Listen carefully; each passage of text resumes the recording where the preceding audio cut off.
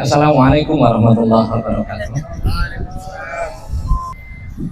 Para bapak, ikhwan dan ibu rahimakumullah, kita sudah sepatutnya untuk selalu bersyukur kepada Allah Subhanahu wa taala yang telah menggerakkan hati kita dan langkah kita sehingga kita sampai di pantai Sri Mersih. Satu contoh di sini Pak Sawiyo dan istri yang jarang kali keluar, tapi alhamdulillah hatinya digerakkan oleh Allah sampai sini. Kemudian Pak siapa lagi? Pak Rudi, Pak Dedi dari perdagangan sana, Pak, dari jauh sana. Keluarga digerakkan oleh Allah hati dan langkahnya sehingga sampai sini, dan semua bapak-bapak, ikhwan dan ibu-ibu semua digerakkan hatinya sehingga kita semua berada di pantai ini. Para bapak, ikhwan dan ibu rahimakumullah, pada kali hari ini saya hanya ingin mengingatkan saja agar kehadiran kita di tempat ini bernilai ibadah. Karena kalau tidak bernilai ibadah, sayang, habis uang, habis tenaga, nggak ada nilai ibadahnya. Gimana pertanggungjawaban nanti di hadapan Allah Subhanahu wa ta'ala? Maka bapak-bapak, ikhwan dan ibu rahimahullah, pertama kita harus luruskan niat dulu. Karena segala sesuatu innamal a'malu bin niat. Jadi amal itu, segala kegiatan apapun itu tergantung kepada niatnya. Nah, saya mengingatkan pertama, apa niat kita kemarin? Ya, saya sampaikan niat kita pertama adalah ingin melihat kekuasaan Allah. Semuanya ini adalah ciptaan Allah. Kalau kita lihat ke atas langit yang cerah ya Pak. Kemudian kadang-kadang langit yang mendung. Kalau yang cerah itu indah hijau, mendung ada awannya, kadang-kadang bisa menambah indah, tapi juga kadang-kadang menyeramkan. Lautan yang begitu luas tak bertepi, dan lokasi ini yang sangat indah. Ini semuanya adalah tanda-tanda kebesaran Allah Subhanahu wa ta'ala. Ini Allah yang menciptakan. Maka Allah mengatakan inna fi khalqis samawati wal ardi wa ikhtilafil laili wan nahari la ayatil liulil albab. Ciptaan Allah langit dan bumi, siang dan malam, pergantian siang dan malam, siang panas, siang cerah, malam gelap gulita, tapi juga kadang-kadang malam itu indah, ada bintang dan seterusnya. Itu adalah tanda-tanda kekuasaan Allah. Bagi siapa? Ulul albab. Tidak semua orang bisa melihat bahwa itu adalah tanda-tanda kekuasaan Allah. Orang yang bukan ulul albab itu dianggap oh itu biasa saja, nggak ada nilainya. Tapi bagi ulul albab adalah itu semuanya dikaitkan dengan ciptaan Allah Subhanahu wa ta'ala. Siapa ulul albab? Ayat berikutnya, alladzina yadhkurunallaha qiyaman wa qu'udan wa 'ala junubihim. Alladzina yadhkurunallah, orang yang selalu zikir kepada Allah, ingat kepada Allah. Selalu ingat kepada Allah bisa berarti semuanya itu dikaitkan dengan Allah. Apa yang kita lihat menjadikan kita itu ingat sama Allah. Laut yang luas, Allah. yang menciptakan, Allah yang membuat. Bahkan kita bisa berkumpul semua di sini, Allah semua yang gerakkan. Yadhkurunallah. Kapan kiamat? Kiamat bisa kita artikan ketika berdiri. Kiamat bisa kita artikan ketika sehat. Kiamat bisa kita artikan ketika kita kaya. Jadi ketika berdiri, ketika sehat, ketika kaya, ingat kepada Allah. Terus ingat dan ingat kepada Allah. Zikir. Namun zikir bukan hanya sekedar ingat, bahwa Bapak dan Ibu rahimahullah, zikir juga bisa berarti sholat. Karena dalam surat Toha, aqimis sholata lidzikri. Sholatlah untuk zikir, ingat kepada Allah Subhanahu wa ta'ala. Kemudian ketika qu'udan, duduk itu antara berdiri dan tidur. Maknanya mungkin ya katakanlah tidak kaya kali, tidak miskin kali, tidak berdiri, tidak tidur, tidak sehat kali, juga tidak sakit parah. Dan wa'ala junubihim, dan ketika tidur bisa berarti ketika sakit, ketika miskin, dan ketika tidur selalu ingat kepada Allah Subhanahu wa ta'ala. Nah, nanti ujungnya bahwa Pak Ikhwan dan Ibu rahimahullah, kalau kita selalu zikir, selalu ingat, selalu mengaitkan kepada Allah, maka ujungnya wa yatafakkaruna fi khalqis samawati wal ardh. Yatafakkar. Kemanapun kita pergi, mestinya yatafakkar. Kita berpikir terhadap ciptaan Allah. Jadi kita dituntut untuk sensitif, Pak. Apapun yang kita alami, apapun yang kita hadapi, sensitif. Dan kita harus legowo. Apalagi kita di sekarang ini semuanya orang beragam. Kita harus legowo. Tahu legowo, Pak? Ya, artinya Pak, harus siap mental. Ya, kalau nggak mau seperti ini, ya Bapak hidup di gunung aja. Ya kan, saya pengen tenang Pak, saya ingin hidup di gunung sendiri, nggak ada yang ganggu. Ya, baru di kalau ingin tenang hidup di gunung, namanya apa? Uzlah. Namanya uzlah. Uzlah itu ada baik dan ada nggak baiknya. Tapi ada hadis Rasulullah mengatakan, al-mu'minul ladzi yukhalitun nas wa yasbir ala adahu khairun minal mu'min alladzi la yukhalitun nas wa lam yasbir ala adahu. Orang beriman yang bergaul dengan masyarakat baik, masyarakat banyak, wa yasbir ala adahu, dan sabar terhadap gangguannya, khairun, lebih baik daripada mukmin yang nggak pernah bergaul dan nggak sabar terhadap gangguannya. Kalau nggak mau bergaul di mana? Di hutan. Kenapa kok disuruh sabar? Karena memang kalau sudah bergaul itu kan banyak corak manusia. Ada yang A, I, U, A, B, C. Ya kita harus sabar menghadapi itu. Nggak boleh, ya maaf ya, kalau jamaah maaf ya, di grup itu kan, grup firewire itu kan ada orang-orang yang nggak sabar. Supirnya sedikit langsung dicecar terus, sabar. Dan bapak-bapak mbok yo sabar gitu kan. Kenapa? Ya itu tadi, orang kan beragam Pak, beragam. Satu sama-sama hitam rambutnya, sama bulat kepalanya, isinya berbeda.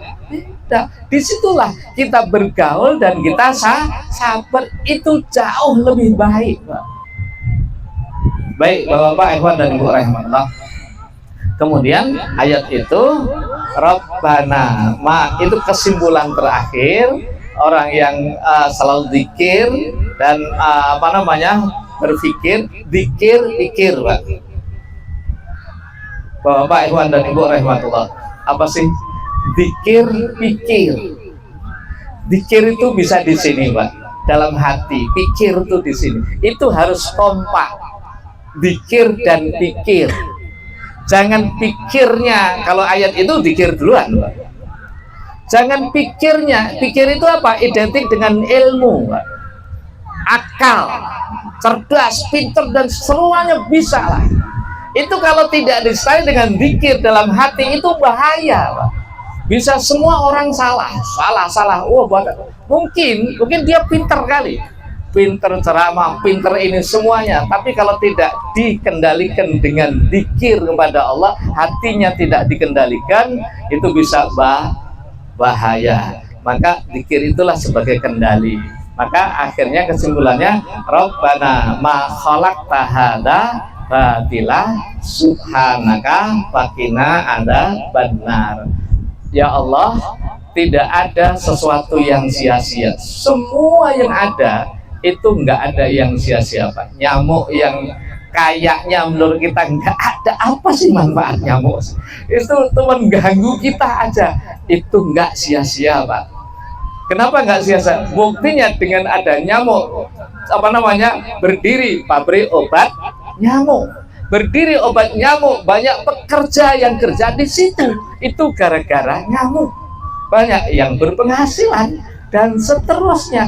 Jadi nggak ada yang sia-sia. Bapak Ikhwan dan Ibu rahimahullah. Jadi pertama tadi. Yang kedua, Bapak Ikhwan dan Ibu rahimahullah, niat kita ke sini adalah untuk mengeratkan silaturahim. Mungkin kita nggak ketemu di masjid, tapi kita ketemu di sini. Mungkin kalau di masjid bapak-bapaknya saja, tapi di sini ibu-ibunya. Jadi kita erat, insya Allah. Mungkin ya di WA hanya kata-katanya saja, nggak pernah ketemu kayak apa sih orangnya. Nah, di sini kita bisa ketemu. Maka kita eratkan silaturahim ini. Ya, hatinya harus kita satukan. Oleh karena itu, Bapak Ikhwan dan Ibu rahimahullah, karena kita ingin mengeratkan silaturahim, maka mestinya kita hilangkan ghil, rasa-rasa yang mengganggu, rasa-rasa yang dalam hati itu hal-hal yang tidak baik kita keluarkanlah.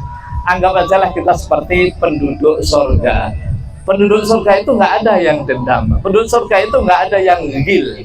Kenapa? Allah yang sendiri yang mengatakan, "Wanazakna fi suduri min ghilin." Kami cabut semuanya, rasa ghil, rasa dendam, rasa rasa yang jelek lah.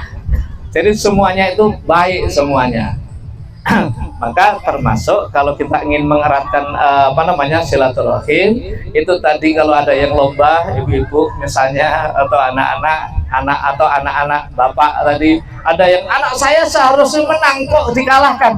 Udah, kita bukan itu tujuannya. Kita menjalin silaturahim. Kemudian, wah, saya di sini udah bayar, masa kan cuma 3 atau 8 berapa? Wah, ini kita silaturahim, jangan kemudian kita malah pulang membawa luka. Jangan, Pak. Kita selesaikan, kita plongkan, ya. Silaturahim itulah yang sangat penting. Nah, saya harapkan silaturahim ini berlanjut, bukan hanya di sini, tetap kita semangat di mana?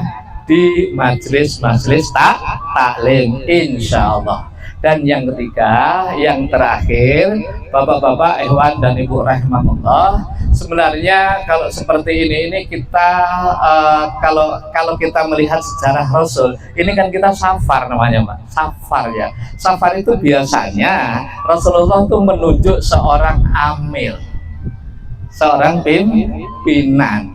Nah, kita dituntut untuk sami'na wa ata'na kepada amir.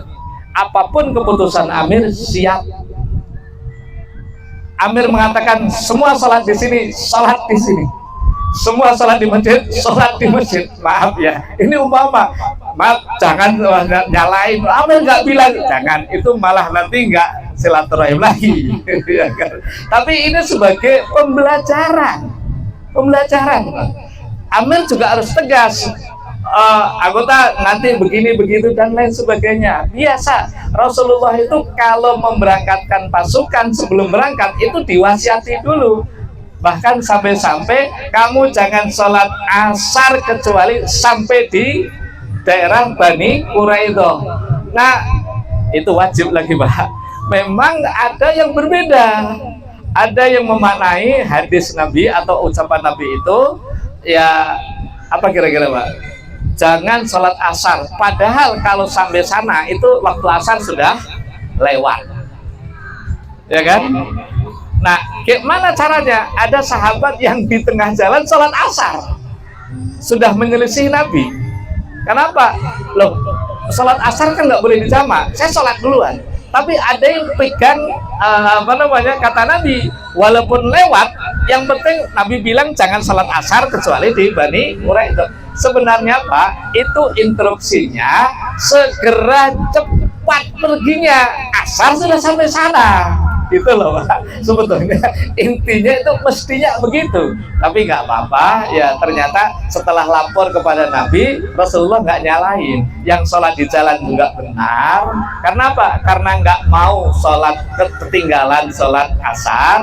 Yang nggak sholat di jalan tetap di sana walaupun sudah masuk maghrib juga tidak salah. Kenapa? Karena ikut perintah Nabi. Jadi Bapak, Iwan dan Ibu rahimahullah, ini termasuk pembelajaran, ya kan? Pembelajaran kita bahwa ketika safar itu harus ditunjuk seorang pemimpin, seorang amir, sampai-sampai Rasulullah mengatakan la yahillu li salasatin bi fulatin minal ardi illa amaruhum ahadum, tidak halal 3 orang yang bersafar di muka bumi kecuali salah seorang di antara mereka ditunjuk sebagai amir dan yang lain harus siap atokna sami'na watokna. Dan terakhir bahwa Pak, alhamdulillah kayaknya ini kita nggak sampai 1 hari dan kayaknya tadi tentang makanan kita bagi-bagi. Kenapa? Safar ini Bapak dan Ibu rahimahullah, kata Nabi, kalau kamu ingin mengenal karakter seseorang, bersafarlah paling enggak 2 hari atau 3 hari. Kenapa? Dengan safar itu akan nampak karakter masing-masing. Ada yang maaf ya, wah tadi nggak disuruh sholat di sini, wah kan emosi kan. Nah ini karakternya bisa, maaf ya. Itu nanti akan keluar aslinya itu loh Pak. Asli karakter aslinya akan keluar kalau kita safar. Maka untuk mengenal orang coba diajak safar. Tapi insya Allah ya ini nggak sampai 1 hari nggak keluar aslinya, nggak akan keluar ini Pak. Jadi sekali lagi Bapak Ikhwan dan Ibu rahimahullah, kita niatkan pada hari ini kita melihat ciptaan Allah. Dengan ciptaan Allah kita bisa merenungkan sehingga apa? Dunia yang indah ini pasti ada yang menciptakan. Siapa yang menciptakan? Allah. Untuk apa Allah menciptakan kita? Menciptakan alam ini untuk tunduk kepada Allah, dan Allah menciptakan kita untuk ibadah. Intinya itu. Terus yang kedua, kita eratkan silaturahim. Insya Allah dengan ini kita semakin erat dan lebih, ya mungkin oleh Pak Ketua sering aja Pak ya. Ya, insya Allah nggak rugi Pak. Bapak keluar jauh-jauh capek meninggalkan pekerjaan atau membayar dan sebagainya, insya Allah tadi kayaknya ditagihin aja siapa yang belum registrasi sama nggak apa-apa kalau itu memang satu keharusan kasih, ya kan, itu kewajiban dan itu hak panitia. Tapi saya yakin tidak ada yang sia-sia. Saya rasa demikian, kurang lebihnya mohon maaf. Yang baik itu datangnya dari Allah dan yang salah itu adalah saya sebagai manusia, tempat salah dan dosa. Saya minta maaf yang sebesar-besarnya. Bila taufik ila wa taufiq. Assalamualaikum warahmatullahi wabarakatuh.